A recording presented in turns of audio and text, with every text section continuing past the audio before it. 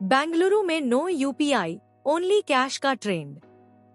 हाल ही में बेंगलुरु के कई बाजारों में दुकानों पर नो यूपीआई ओनली कैश के नोटिस लगाए जा रहे हैं। ये बदलाव जीएसटी विभाग से जारी नोटिस और डर के कारण है, जो यूपीआई ट्रांजैक्शन डेटा और टर्नओवर से जुड़े हैं। क्या कहानी है? वेंडर्स के पास क्यूआर कोड था, लेकिन अब डर के मारे उन्हें हटा रहे हैं। उनमें से कई की सालाना UPI turnover GST registration threshold 20 से 40 लाख पार कर गया था। जीएसटी विभाग ने स्पष्टीकरण दिया, चाहे पेमेंट यूपीआई हो या कैश, अगर टर्नओवर सीमा पार हो तो जीएसटी देना अनिवार्य है। सरकार ने कहा भी, वेंडर्स को बताया गया कि डिजिटल मोड छोड़ देने से जीएसटी से छूट नहीं मिलेगी। भुगतान सुराग फासले अहम है, मोड नहीं।